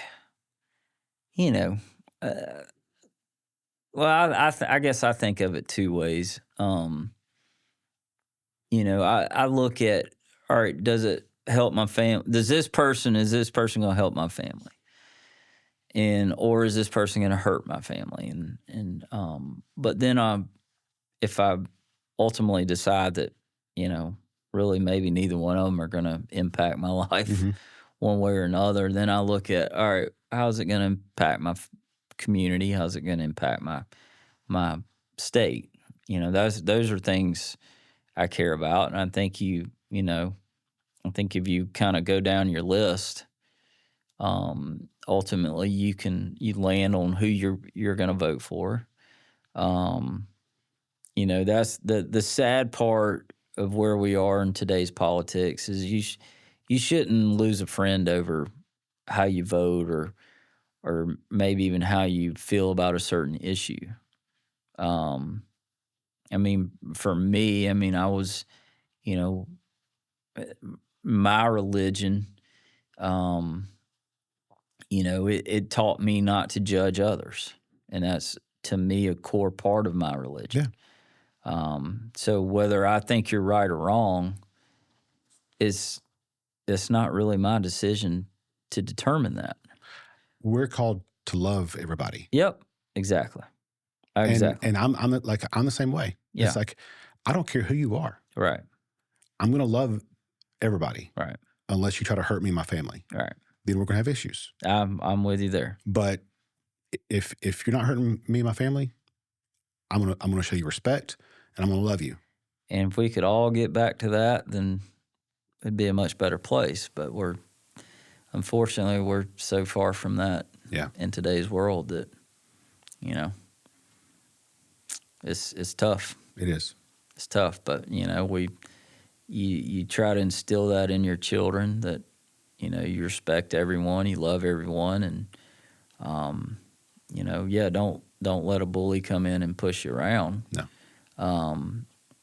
But at the same time, you got to just don't hate people for thinking differently from you, or and sometimes hate's too strong a word, but don't dislike someone because they think differently than you. You don't have to spend all your time with them. No. Well, don't go drink a beer with them. No. I don't want to go play golf with someone that doesn't like me for whatever reason. Right. Or if they want to talk about, if they want to talk about politics all day while we're playing golf, I'm probably not going to play golf with you. There you go. Because I don't want to talk about politics. Yeah. I will. I will talk about it, but I don't want to talk about it for 4 hours on a golf course. Yeah. You want to talk about, I want to talk about a lot of different things. Sports. Let's talk about Georgia football. We can talk about Braves baseball. Okay. We're back on that. Roll Tide. Roll Tide. Well, y'all used to be good. Oh, wow. Okay. So that's fair. It is fair. That's fair. By the way, that was my run the dang ball comment. That's where that came from. Gotcha. Because we struggled with that last year. Yeah, I got you. Yeah, y'all did. Yeah. Saban was not scared to run the ball. He wasn't. And he had a lot of beef up front to do it, and a lot of very good running backs behind him to do it. So. Yeah, and I'll be honest with you. I said this. I think DeBoer gets a bad rap because the line was getting worse than what Saban used to have in Saban's last few years. Yeah. They started going downhill. Well, I think it's because defense has changed. Yeah, and then DeBoer inherited that. Mm-hmm. So he's it's not good for a reason, but It's not. I don't think it's his fault. But. Well, if we're going to shift this podcast to talk about sports, I'll add Kirby Smart. Actually, I watched this thing. He was doing he was talking to coaches, and one thing they were seeing on defense when they used to go to these, I think it was defense. They were trying to get as much beef up front as possible, and then they were getting in the fourth quarter and they couldn't. They're getting run up and down the field, and they were noticing that, tight ends were faster than they were. Mm-hmm. The receivers were faster. Everybody's moving around. The ball is spread out more than it used to be. and there's throwing more. So you got to have your D line's got to be able to move faster, and so they changed the type of players they were recruiting. And again, that's a great leadership principle. Yeah, Like both of them could have been set in their ways, but they adapted. adapt. Yep, you got to be able to adapt. I totally agree with that. And that's, again, I think going back to you got to be able to listen and pay attention and gather all the information And be open to change. And again, without sacrificing any of your core values. But this world is changing. It's changing quickly, and just like football did. Yeah, it did. It's still changing. But, it's the game between the lines changed so much that Saban had to adjust his style. Yeah, and the ones that never did, well, they've been out of coaching for several years. That's right. You gotta see the field, the whole board. You have to adapt, and that's how you move things forward. Yep, that's it. Well, I didn't mean to keep you on politics the whole time because there was a whole lot of stuff personally and other things. Since I know you don't want to talk about politics for 4 hours, we can do a part 2. That works for me. I might have gotten to 1 or 2 things out of 30 that I had on here. But no, this was great. Like this is what I want this to be, is just a conversation. No, that's great. I've enjoyed this. Good. One thing I do want to ask you is I always end with this is, what do you, or where do you want to see people say about your impact on this community 10 years from now? I mean, the number one thing I'd want people to say when I leave office or go to a different office, whatever the case may be, I just want people to say he cared. Yeah. I mean, I want people to know that I care. I care about your situation. I may not have an answer to fix it, but I'll at least try. And I think that's probably the biggest thing. And I try not to look at things through a political lens. I try to look at it through a help your neighbor lens, and that's how I've always looked at it. I mean, and I kind of had this conversation with a lady that had been coming up to the Capitol, and she was a constituent. I already knew she didn't. I already knew she wasn't going to be voting for me, and not because of the way she looked or anything like that, but just it was all because of what she was advocating for. I knew she wasn't going to be. I knew she was on the other side of the aisle, and then I ended up looking her up online, and she was supporting some pretty left-leaning presidential candidates, and so at that point I definitely knew. And then she had started beating me up on some posts on Facebook and things like that, and putting in the comments things that were beating me up. We'll just say that. Well, then she reached out. She had an issue, and I responded back to her. I said, "Well, I'll look into the issue." And I started looking into it and found out I had a colleague that actually had a bill that was addressing her issue. And I'm sitting in committee, and here's the bill, and I texted her the bill number, and I said, "Hey, this is what we talked about, and this would solve your issue." Or it wasn't going to solve her issue, and she acknowledged that, and she recognized that it was going to be, it was to help others moving down the road, which I can respect that. Yeah. I'm like, okay, I want to help this lady. And so anyway, I've turned out it was exactly her issue. It fixed it. Governor passed it. But during all that, I'm texting with her. This woman who had never voted for me, probably never will vote for me, and she said it was one of the best compliments I've ever gotten. She said, I don't like your politics, but I can say that, I can honestly say that you responded to your constituent and I appreciate the fact that you showed some empathy towards me and wanted to try to help, and I appreciate that. And I texted her back. I said, you know, when I leave office one day, if people just know I care, then that means I did a good job. Yeah. And she said, well, I can tell you do. And that to me is the ultimate compliment for me is, you know, I do empathize with people. Some days it feels like a blessing, and some days it feels like a curse. But Yeah. But I do. I feel people's pain when they're having it, and I try to ease that pain for them. So that's what I want people to. That's what I hope one day people would say about me. Yeah. Well, you don't know this, but the first time I heard your name when I first, this was a few years ago. I mean, that's wrong. I'd heard your name because I'm here, but my wife came to see you, and she was president of the GDHA. Okay. And she came to see you, and you treated her great, and so she had really good things to say about you. Well, good. So I appreciate that. Well, it goes back to consistency. It does. So, It does. well, I appreciate you. I look forward to seeing your podcast grow, and I want to help you wherever I can. I appreciate that. Well, thank you so much for the time. Yeah. I know you're busy, and so I probably kept you here longer than you wanted to be here. But, That's all right. But no, thanks for taking the time. And Glad to do it. I really enjoyed it. Awesome. We'll Thank you do so it much. again. Thank you. Appreciate it. Yep.